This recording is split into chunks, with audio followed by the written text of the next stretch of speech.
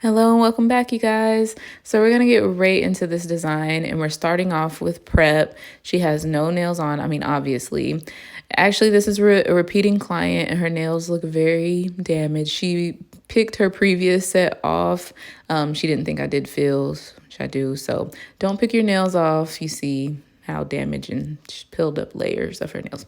Nonetheless, I'm using the cutie patootie bit to just open up prep. I like to get it started right there. It's such a good multi-use bit. It pushes back that eponychium. It starts removing that cuticle, removes shine from the entirety of the nail plate. So I like to just start it off with that. And then I'm using the itty bitty bit right here just to go in and detail some more. And I use it in forward and reverse just to kind of approach that dead skin from some different angles, with the bit going in different directions. If you're right-handed, it's going to be forward. If you're left-handed, reverse is your forward, but you can use the bit in both ways. You can use all these diamond bits in both directions. So this buffy bit as well that I use to flake off some of that dead skin that's connected to our live skin on our eponychium.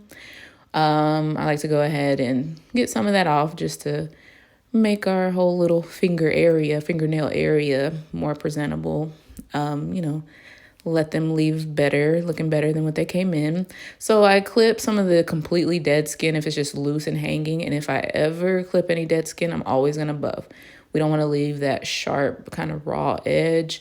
That's going to open us up more so to be prone to hangnails, and we do not want to do that. So if you ever need to clip, I do recommend going in and buffing. So next I'm going in and I applied the tips. That was, you didn't need to see that, but I'm just showing kind of how I size them, just lining them up with each other. I recommend making your middle nail just ever so slightly longer than your other nails and make your pinky ever so slightly shorter. We're talking about like a millimeter or something, guys. But it helps with the proportion because that nail is wider. We can help balance out the length. So yeah, I'm blending in the tips with the shaper bit just so we don't have this line of demarcation and we don't bulk the sidewall area, start getting hips. I dehydrated with the Pro Cleanser, started prep with tack, put that in the light, and then went in with Power Bond. Make sure you don't apply Power Bond to the tip. I just applied it solely to the natural nail. You can apply it to the enhancement and the natural nail both, but don't apply it to the actual plastic tip if that's what you're using. So next we're going to build this nail up with Cashmere Extreme, which I absolutely love, you guys. Some say I may have bias, but I absolutely love this color. I love the consistency as well. I love the extreme consistency.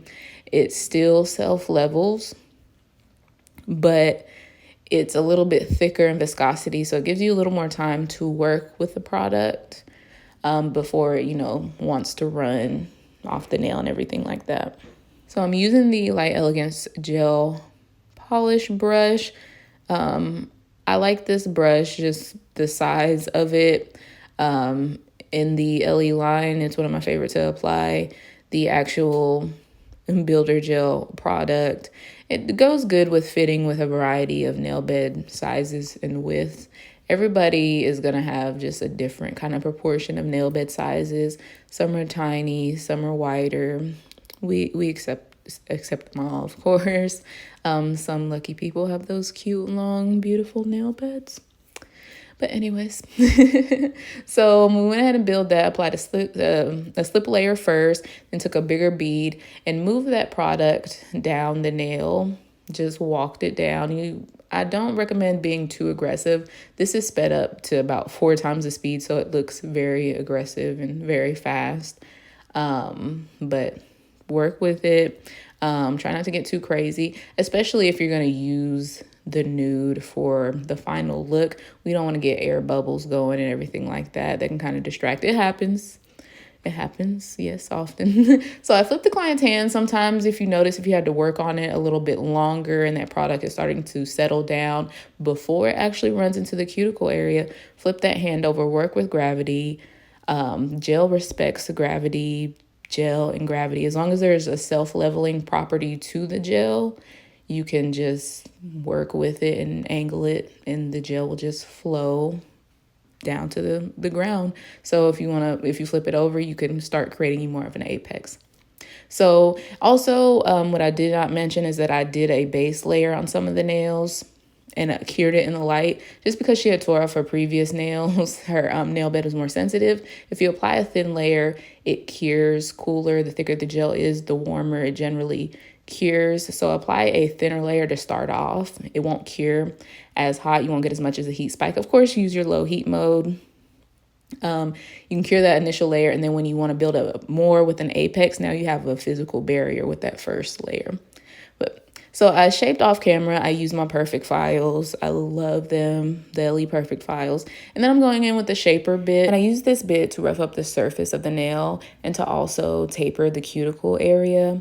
We want to make it nice and flush, so I'm using that bit around there. And when you do this process, you want to make sure you're setting the bit on the actual enhancement and not digging into the natural nail. So make sure you're tapering the enhancement down more flush. And then I'm just going across there with a lighter touch. We don't want to create more ridges. We just want to lightly add a roughness to the surface. Now I'm taking the preppy bit and I'm filing down any product that may have, exceeded the sidewalls or got a little bit closer to the cuticle area. Really, this is kind of where those tips are, and they probably should have been a little more flush. So make sure you make them nice and flush. But if we had a little oopsie daisy, that preppy bit really does help. So I'm mixing double feature and just white to make Mickey's face color. This is the inspiration into set I did on my sister. A while ago, my client asked for this. She was going to Disney World, wanted some Valentine's nails and something cute for her birthday. So this is what that all culminated into. So I did sketch Mickey's face off camera. It was quite a task, but the thing is I was using my phone for reference of the Mickey picture, and also I used my phone to record. So there's that. Bravo, Tabitha. But I sketched it with a gold matte pencil. I definitely recommend, if you're going into detailed drawings, to be able to sketch on the nail with whatever medium, but you could use graphite, matte pencils, charcoal pencils. Just consider the color that you're using. If you're going to do a whole white kind of theme or use light colors, you don't want to go in with a dark graphite pencil. So that's why I use this gold, so the white and the light color wouldn't kind of get mixed up with any dark pigment from our kind of sketch. Now I'm filling in this face with that mixed color I did with that double feature. I'm filling in the eyes with just white, of course, and the black is black tie. I'm using the Selena Rydin swirly brush, the stripey brush. And I'm also going to be going in with the stylist, the smallest one, and also the smile line brush as well. They're not available in the Selena Rydin collection, but still separately available on Ellie's website. And I'm using the smile line brush to create those ears. And I am just kind of using that angle to sweep it around and determine I wanted to make them proportionate. I wasn't as confident in my sketch when I started getting everything on there. So I'm really trying to figure out the angles of the ear and the size of the ear and how they should kind of sit to make it kind of hopefully look like Mickey. So I added the pupils with the stylist brush. The stylist, it's not a brush, tool. And that is it. You guys, when you're doing any type of drawing like that, break down those shapes. A lot of times there's simple shapes that you can mimic. So yeah, just break down any type of drawings. I'm also telling myself this because I sometimes get intimidated. Nonetheless, let's talk about something else that we're drawing is a French. So I'm using Real Red, and this is a beautiful red. The buttercreams are awesome.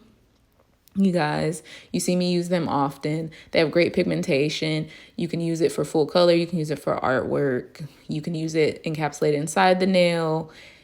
You wouldn't build it up, of course, but it plays well just on the nail, in the nail, across the nail. They really do, and the pigmentation is fabulous.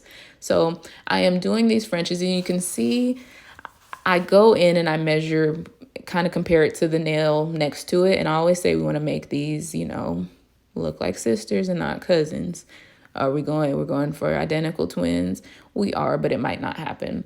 Now you can see I kind of put a line for how far back we want that French to go and connect it. And we can kind of figure the angle, with the client as far as preference on how deep you want that French. What angle do you want the nail bed? If you think about it as the nail bed is like an almond shape, a stiletto shape, or like a in between, and it's like, do you want that to more so look stiletto-y? Do you want it to more so look roundish, more almond? There's a dynamic range of Frenches we can do.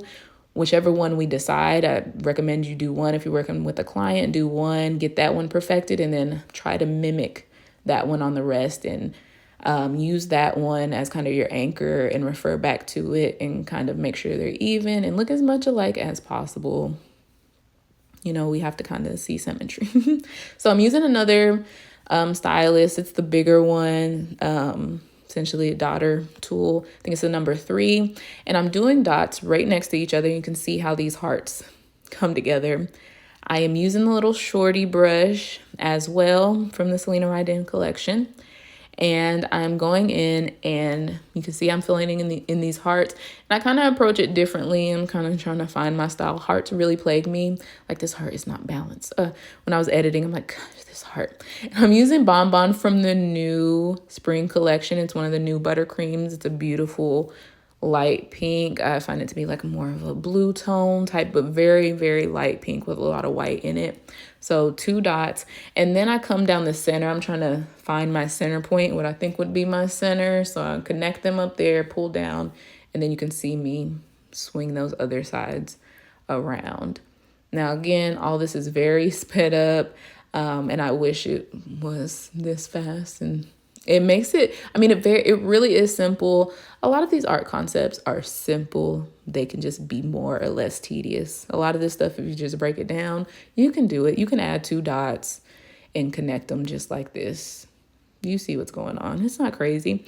So next we're going to add our little kind of flares, flash, stars, bangs, whatever you call these.